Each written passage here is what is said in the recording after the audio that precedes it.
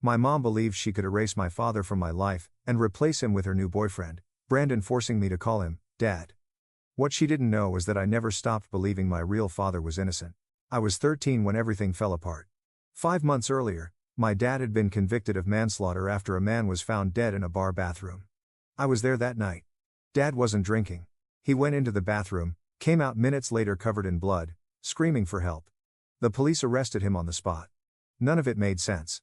My dad was gentle, quiet, and incapable of violence.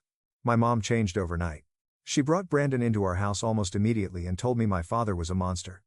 She said Brandon was my new dad now and demanded I distance myself, for my own safety. When she later announced they were engaged and insisted I call him Daddy, I knew something was deeply wrong.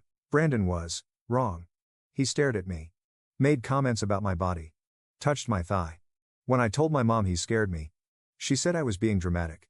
One night, he grabbed my wrist and warned me not to snitch. That's when I started secretly writing letters to my dad in prison. Things escalated fast.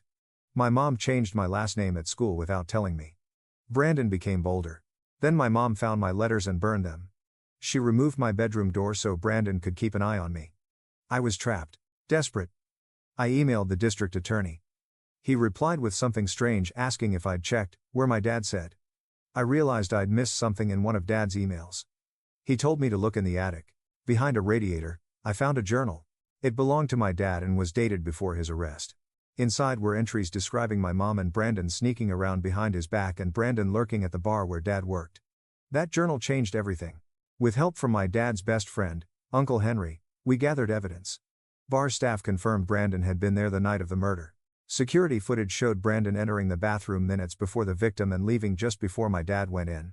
The timeline proved Dad was framed. Brandon realized I knew too much. He threatened me. He tried to send me away to a remote boarding school to silence me. But he made one mistake. He confessed. I recorded him admitting to planting the weapon, killing the man, framing my dad, and manipulating my mom. She overheard everything. The police arrested Brandon. The real murder weapon was found in his car. He confessed again. Dad was released after 8 months in prison. Brandon received life without parole. My dad came home. My mom moved out. Some damage couldn't be undone, but the truth won. Because no matter how hard someone tries to rewrite reality, the truth always leaves evidence behind.